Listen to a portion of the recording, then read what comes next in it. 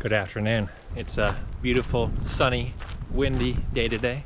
Hope you're staying hydrated. Today we're at Headwaters Conservation Area in Elburn, Illinois. All the areas that I visit are listed down in the description below if you'd like to visit as well. Today's message is there's always a next level.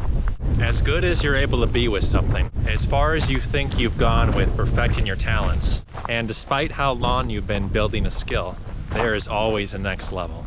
You should never think that you've mastered a talent after climbing all these steps. There's always something else to learn, a better or more efficient method in which you can perform, or a stronger mindset that can be achieved. This is all as a result of you striving to get to the next level of your expertise. I talked about this in my last video about how we all begun our journey starting to breathe. That was likely the first thing we ever learned as a person.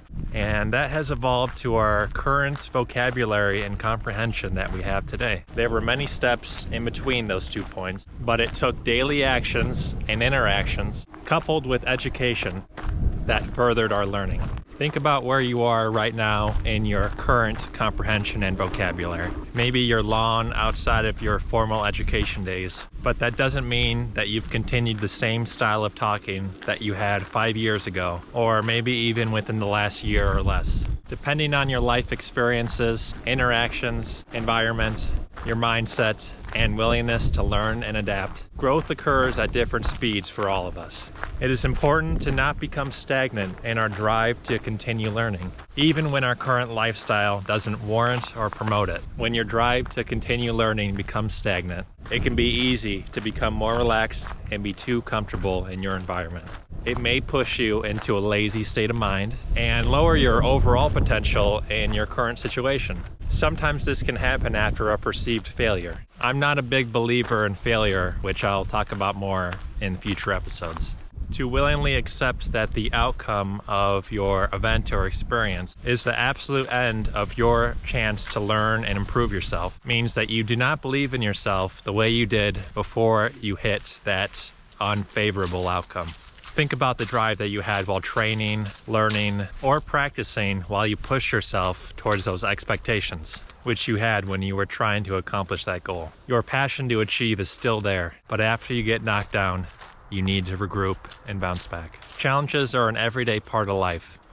And if we just gave up, how could we hold ourselves to the standards that we set for ourselves? What motivates you? Progression to the next level can act as a motivator. If you actively strive to perform to the best of your abilities and get to that next level, then you will be rewarded greatly when you do reach it. That new level gives you a new outlook and attitude towards success, opens new doors, and starts new paths. Opportunities are more accessible and possibilities become endless. When you think about that next level, it's good to look at those who are already where you want to be. Look at how they got there. Many of the challenges we face have been tackled and overcame by others in the past. Learning from others' experiences is a very helpful method, and it takes a real-life solution that has worked in the past. By continued learning through these people, the obstacles that you may face on your way to that next level will lose some of that challenge factor and give you so much more of an edge. One thing that you shouldn't do, however, is compare your current self and level to that other person's current level, or any person for that matter, when it comes to your progression versus theirs. Despite the steps they took to get to where they're at, there are still many factors that could have potentially influenced their growth that may not be present in your situation. Simply stated, you are both at different points of your path to success. It does not make sense to compare your beginning to someone else's middle or end, especially when there's so much in between separating your level. And you should not feel down about the differences in level because you are not evenly matched at this point.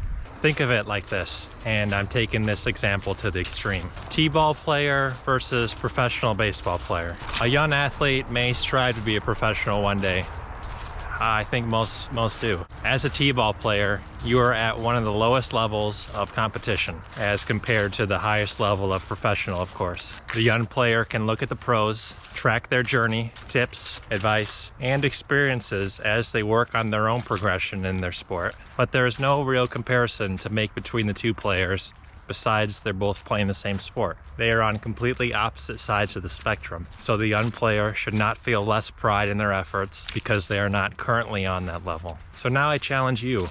What current challenges do you face in your progressions? And how is that next level motivating you to get there? I hope you will look at this video as a catalyst for your growth and drive as you seek new heights and levels in your life's endeavors. Thank you so much for joining me today. I hope you enjoyed. Really liking this area. It's nice and open and pretty relaxing, gotta say. As always, let me know where I should visit next down in the comments. My name is Jake Fox. This is Walk, Talk, Bike, and Hike, and I will see you in the next adventure.